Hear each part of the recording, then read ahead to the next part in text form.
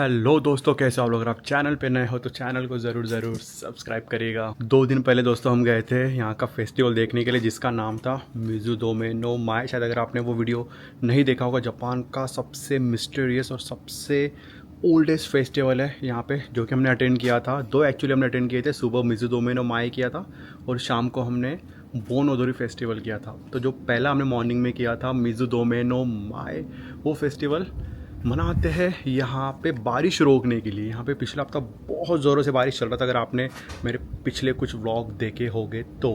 But आज देख लो, वो फेस्टिवल ख़त्म हो गया और आज निकली है इतनी कड़क वाली धूप। और इस धूप में अभी मैं, आप बोल रहे हो कि बाहर क्या कर रहा हूँ मैं इतने गर्मी में। अंदर एसी चल रहा है रूम में, मेरे रूम ठंडा करने रखा है, बट बाहर मैं अभी आया हूँ बाल सुखाने के लिए।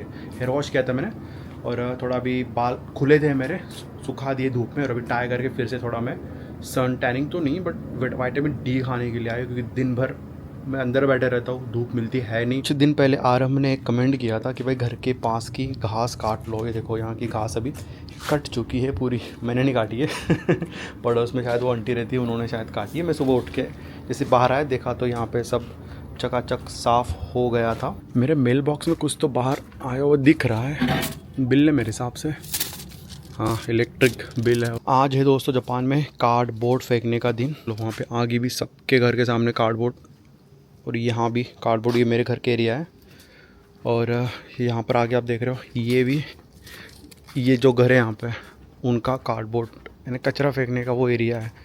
और यहाँ पे कितने सारे कार्डबोर्ड ला के रखे लोग जमा करके रखते पूरे हफ्ते 2 हफ्ते का, और जो दिन आता है उसी दिन ला के रखते हैं। तो देखो यहाँ पे पूरा ये मिसप्लेस हो चुका है। और ये जो आप बोर्ड देख रहे हो, ये बोर्ड है यहाँ के एरिया का नोटिस बोर्ड। वो शिरासे यानी अगर कुछ भी नोटिस वगैरह लगाना है यहाँ पे तो लगा सकते हैं, इन्फॉर्मेशन की कॉलोनी के लिए। तो यहाँ पे कुछ लगा हुआ है 7 ये मंथ के 18 से लेके 24 तक यहाँ पे कुछ है फेस्टिवल वगैरह, उसका यहाँ पे नोटिस लगा हुआ है। जाता हूँ अभी अंदर में, बहुत ज़्यादा गर्मी है अभी। गर्मी तो है बट ह्यूमिडिटी इतनी ज़्यादा है ना, गर्म हो गया अभी। एसी तो लगा के रखी मैंने अंदर, तो रूम तो अभी ठंडा हो रखा है। और अभी लंच ब्रेक चल रहा था एक्चुअली, फिर से ऑफिस का काम करने के लिए बैठना पड़ेगा। 2 दिन पहले मैंने कपड़े धोए थे, आज धूप निकली है तो मैंने सुखाने के लिए डाले, अच्छे खासे सूख जाएंगे कपड़े आज। देख लो हमारे प्लांट की क्या हालत हो चुकी है अभी मुझे कमेंट आया था कि ये जो सूखे हुए पेड़ है ना, यानी सूखे हुए जो पत्ते हैं, ये कट करने के लिए बोला था। तो अभी मैं क्या कर रहा हूँ ना, आधे तो मैंने काट लिए बट जो अभी सूखे हुए एक्चुअली ना, मैंने जब से इसको अंदर ला के रखा हुआ है तब से ये ठीक ठाक अभी यानी फिर से रिकवर हो रहा है। तो मैं इसके अभी जो सूखे हुए फूल है वो काट रहा हूँ ताकि नए नए फ्रेश इसको आ जाएंगे, क्योंकि गर्मी भी इतनी ज़्यादा है ना यहाँ पे। तो पानी तो मैं रोज़ डाल रहा हूँ इसको, बट ऊपर से तो पूरा सूख चुका है, बट नीचे से फिर से ये अच्छे तरीके से ग्रो कर रहा है। अब इसको अगर मैं फिर से बाहर रख दिया ना तो ये पूरा जल जाएगा, क्योंकि बहुत गर्मी है बाहर। तो अभी मैं जब तक थोड़ा गर्मी कम नहीं होता ना, इसको अंदर एसी में रखता हूँ। पिछले 2 हफ्तों से नाखून नहीं काटे मैंने, काफ़ी बढ़ चुके हैं।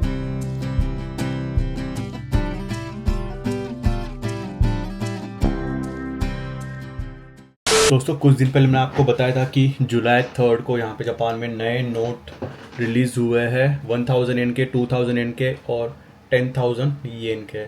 और हुआ ऐसा है कि रिलीज़ तो वो हो चुके हैं, बट यहाँ पे बहुत सारे जो जिदो हम्बाई की वेंडिंग मशीन है या फिर जो बस है वहाँ पे वो ऑपरेट ही नहीं हो रहा है। चलो वो बात तो अलग है, बट यहाँ पे आपको पता होगा जापान में बहुत यूनिक चीज़ें बेचने को मिलती है, सेल होती है यहाँ पे।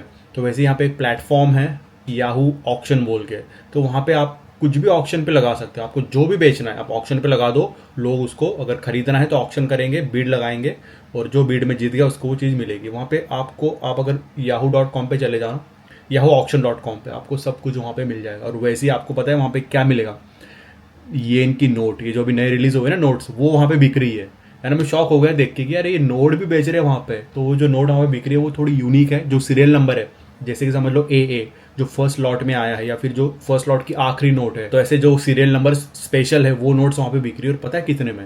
तो 1000 की नोट है वो बिक रही है 20,000 में। कुछ स्पेशल सीरियल नंबर है वो तो 5-5 लाख में बिक रहे हैं दोस्तों। मैं शॉक हो गया देख के, और लोग खरीदते भी यहाँ पे। अभी बनाया दोस्तों हमने हमारा प्रोटीन शेक, क्योंकि अभी लंच टाइम हुआ है और खाने के लिए कुछ नहीं था और बनाने को टाइम बिल्कुल नहीं था। जस्ट मेरा मीटिंग अभी ख़त्म हुआ है और प्रोटीन शेक तो मेरा बन जाता है 5 मिनट के अंदर। और लास्ट टाइम आपको याद होगा मैं जब बना रहा था तो गिर गया था, ये उसका ऊपर का ढक्कन मैंने ठीक से लगाया नहीं था। पूरा मैंने आधा घंटा साफ़ करने को लगा था मेरा यहाँ पे जो मिक्सर था उसको। तो अब मैं उसके बाद से जब भी मैं बनाता हूँ शेक ये, तो ऊपर का जो ढक्कन है ना वो मैं 2 बार चेक करता हूँ कि फिट लगा है या नहीं लगा है। और ये जो किचन एरिया है ना ये इतना गर्म हो चुका है क्योंकि यहाँ पर ना ये देखो ये दरवाज़ा है इस तरीके से। जापान में हर घर में ना इस तरीके से आपको लकड़ी के दरवाजे मिल जाएंगे, तो ये आप ऐसे लगा सकते हो स्लाइडिंग वाले। तो मैं क्या करता हूँ ना, ये एक्चुअली 2 रूम है ना यहाँ पे, आपको बताओ, एक और उधर एक मेरा जहाँ पे मैं काम करता हूँ ऑफिस का 2। तो अगर मैंने ये दरवाज़ा खुला रख दिया ना तो फिर ये पूरा रूम गर्म हो जाता है क्योंकि पीछे फिर लंबा है तो पूरा रूम ठंडा होने के लिए टाइम लग जाता है। तो मैं ये किचन वाला बंद कर देता हूँ। तो जब भी मैं किचन एरिया में जाता हूँ तो भाई साहब उधर इतना गर्मी लगता है ना, तो ऐसा लगता है कि कब मैं मेरा वहाँ पे जो भी कुकिंग वगैरह है जल्दी खत्म करूँ और कब मैं इस रूम में आऊँ, क्योंकि एसी यहाँ ऊपर लगी हुई है। और जापान में आप कोई भी घर में चले जाओ रेंट पे तो वहाँ पर आपको एक एसी ज़रूर मिलेगी, यानी वो घर बड़ा रहो छोटा रहो कैसा भी रहो, एक एसी आपको मैंडेटरी मिलेगी। कमेंट आता है, मैं चिंटू लकी ने पूछा है कि no ceiling fan in Japan. तो हाँ, जापान में आपको सीलिंग फैन कोई भी घर में चले जाओ सीलिंग फैन आपको नहीं मिलेगा। सीलिंग फैन के बजाय आपको यहाँ पर ऐसे सेंटर में लाइट मिलेगा। यूजुअली सारे घर में इस तरीके से सेंटर में लाइट होते हैं। हमारे यूजुअली जो ट्यूबलाइट होते हैं वो साइड में लगे होते हैं घर में, बट यहाँ पे आपको सेंटर में इस तरीके से लाइट मिलेगा और सीलिंग फैन वगैरह यहाँ पे नहीं होता है। दोस्तों कल मैं जिम गया था और पता है जिम में क्या हो गया, मैं यूजुअली जो मेरी बैग है इसके अंदर सारे मेरे जिम के कपड़े, उसके बाद में जो भी चीज़ें होती है बेल्ट हो गया सप्लीमेंट्स वगैरह सब मैं इस बैग के अंदर ही ले जाता हूँ। तो मैं घर से ही जो सप्लीमेंट होता है BCAA उसमें बर्फ़ का पानी डाल के मैं ले जाता हूँ। और हुआ यूँ कि वो जो उसका ढक्कन था वो लूज़ हो गया, यानी मैं वैसे तो टाइट करके ले गया था बट पता नहीं कैसे वो ढक्कन लूज़ रह गया था उसका। और इसी के अंदर ना मेरे जूते भी रहते हैं, तो वो ढक्कन यहाँ से जिम तक पहुँचने तक वो उसका जो पानी था वो पूरा बैग के अंदर गिर गया और मेरे जो जूते हैं वो पूरे गीले हो गए। और एक्चुअली वो पानी तो था ही बट उसमें BCAA था ना, तो वो पूरा जूते में चिपक गया। तो अभी आप देख रहे हो यहाँ पे पूरे ये जूते इसके अंदर BCAA चला चुका है जा चुका है और पूरे पीले वीले हो चुके हैं यहाँ पे। एक्चुअली पूरा बैग ही मेरा अंदर से कपड़े वगैरह गंदे हो गए थे, सारे मैंने धोने के लिए डाले और बाहर सुखाए हैं। बट ये जो जूते हैं ये अभी घर पे तो शायद अच्छे से धुलने वाले हैं नहीं, तो हम अभी जाने वाले हैं जूते धोने के लिए यहाँ के धोबी के शॉप में। तो मैंने शायद आपको मैंने रील बनाया था, अगर आपने इंस्टाग्राम पे देखा होगा, यहाँ पे एक धोबी का शॉप है जहाँ पर आप जाके कपड़े भी धो सकते हो। और शायद मैंने एक व्लॉग भी बनाया था मैं जब वॉक कर रहा था और मैंने आपको बताया था कि यहाँ पे जो धोबी की दुकान होती है वहाँ पे आप जाके कपड़े धो सकते हो, बट वहाँ पे एक मशीन होती है जहाँ पर आप जूते भी धो सकते हो, आपके जो स्नीकर्स होते हैं। तो ये देख लो आप बिफोर के ऐसा सीन है अभी, ये भी देख लो पूरे पीले पीले ख़राब हो चुके हैं। तो धोने के बाद में आपको दिखाता हूँ मैं कि कैसे दिखेंगे ये। अगर आपको याद होगा कुछ महीने पहले मैं यहाँ के धोबी की दुकान में गया था जहाँ पर कपड़े धोबी वाले धोते हैं, वॉशिंग मशीन नहीं होती है। जैसे यूजुअली हम इंडिया में धोबी को कपड़े धोने के लिए देते हैं और वो आपको 2-3 दिन बाद भी धो के देते हैं, वैसे ही भी यहाँ पे दुकान है धोबी की। तो वहाँ पर जूते भी धोते हैं। तो मैंने उनको मेरे स्नीकर दिए थे और उन्होंने कुछ 800 येन यानी कितने 400 रुपये लिए थे मेरे जूते धोने के लिए बट आज हम जहाँ जाने वाले हैं कॉइन लॉन्ड्री, वो काफ़ी सस्ते हैं, वहाँ पहुँच के आपको मैं दिखाता हूँ प्राइस वगैरह कितना है और धोते कैसे है उसका। एक्चुअली अभी शाम हो गई है, धूप वगैरह भी काफ़ी कम हो गई है। अभी फाइनली 2 मिनट वॉक करके हम पहुँच गए हमारे घर के पास के लॉन्ड्री शॉप में, जो कि सुबह 6 से लेकर शाम के 10:30 बजे तक खुली रहती है। और यहाँ पे सारे वॉशिंग मशीन्स है, यहाँ पे आप कपड़े धो सकते हो। और ये ड्रायर मशीन है, यहाँ पर आप आपके कपड़े ड्राई कर सकते हो। बट यहाँ पे बात ऐसी है ना दोस्तों कि आप कॉइन यूज़ कर सकते हो, नोट यहाँ पे यूज़ नहीं होंगी। अब यहाँ पे देख रहे हो सारे इसके रेट वगैरह दिए हुए हैं और यहाँ पे आपको डालना है कॉइन। और जो भी कॉइन डालने के बाद में जितने आप कॉइन डालोगे इसके अंदर बस वैसे ही ये धुलना स्टार्ट हो जाएगा। शायद यहाँ पे अभी किसी ने कपड़े धोने के लिए डले हुए हैं और डाल के चले गए शायद बाहर। और यहाँ भी देखो रखे हुए किसके कपड़े में भी शायद धोने वाले हैं। तो हम तो अभी धोने वाले हैं हमारे जूते, जिसकी मशीन यहाँ पर है, देखो ये वाली है, इसका नाम है स्नीकर लॉन्ड्री तो यहाँ पे हम धो सकते हैं स्नीकर। तो ये एक्चुअली ड्रायर है, मुझे लगा ये क्लीनिंग मशीन है, बट क्लीनिंग वॉशिंग मशीन ये वाली है। यहाँ पे हमें जूते डालना है अंदर और इसका रेट भी यहाँ पे शायद दिया हुआ है। हाँ 200 येन। यहाँ पे देखो उन्होंने इंस्ट्रक्शन दिए हुए हैं कैसे यूज़ करना है। Pre cleaning, select cycle with in 1 minute, उसके बाद में load, laundry, insert coins, additional dehydration if desired. लाए थे हमारे 4 जूते, 2 पेयर हैं। तो अब मुझे ये नहीं पता कि इसके अंदर हमें लेस निकाल के डालना है या ऐसे ही डालना है। एक काम करते हैं, लेस निकाल के डालते हैं।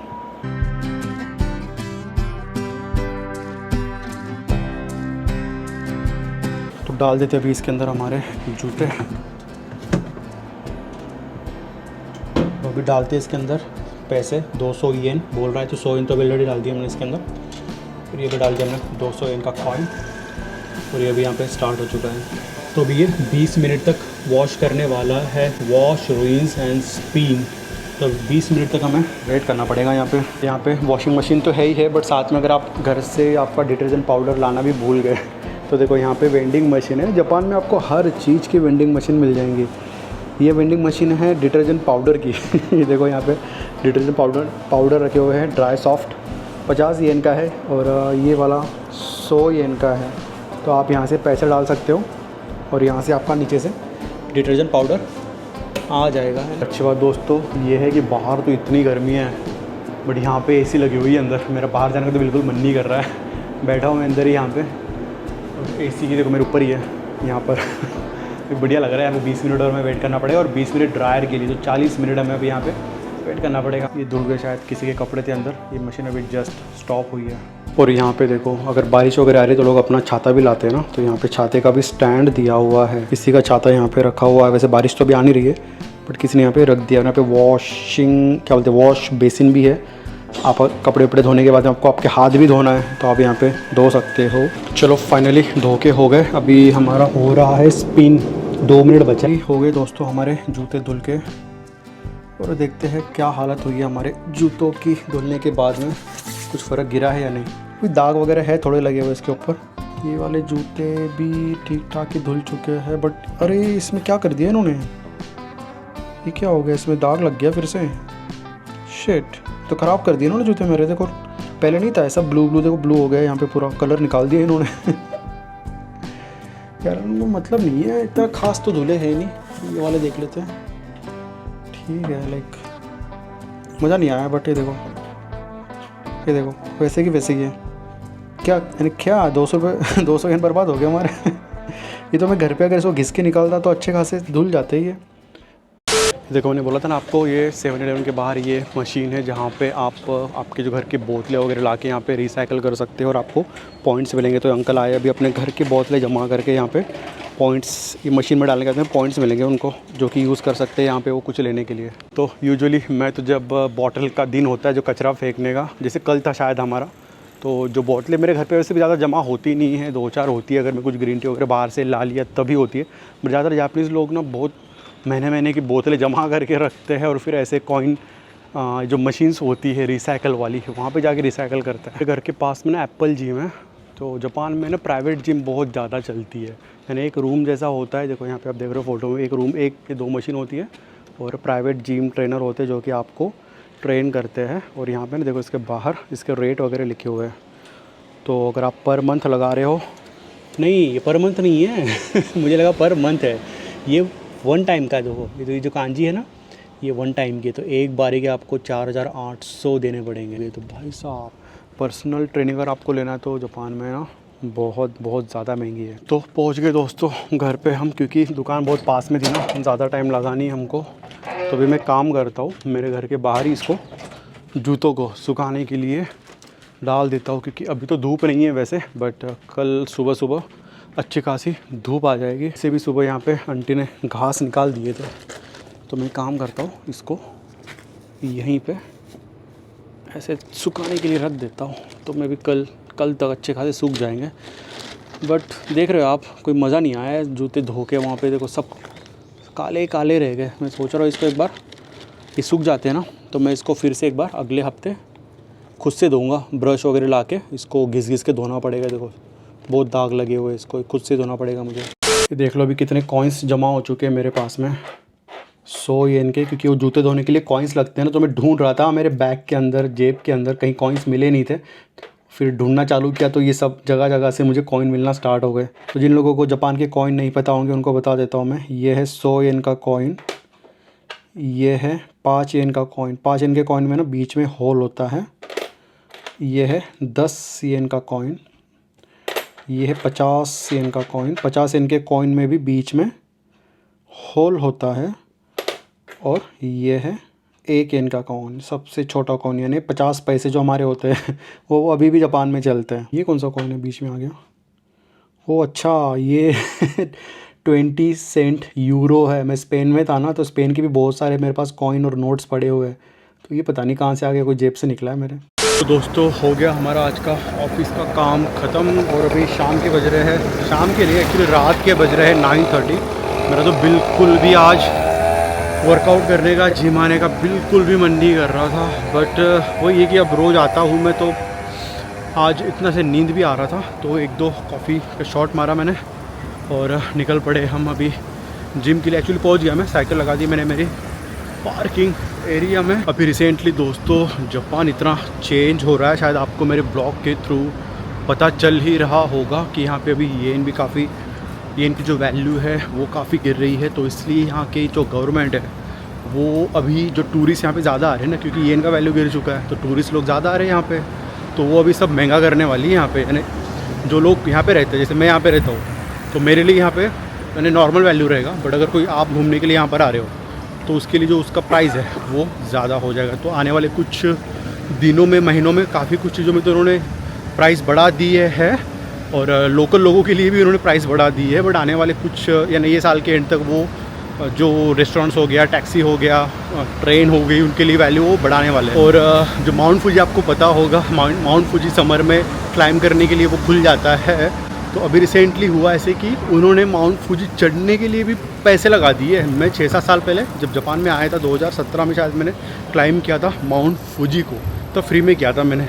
बट अभी उन्होंने उस पर पैसे लगा दिए, यानी आपको अगर माउंट फूजी क्लाइम करना है तो आपको पैसे पे करना पड़ेगा और आपको पहले से ही बुकिंग करना पड़ेगा। पहले ऐसा नहीं था, पहले बुकिंग शुकिंग करने का कुछ काम नहीं था।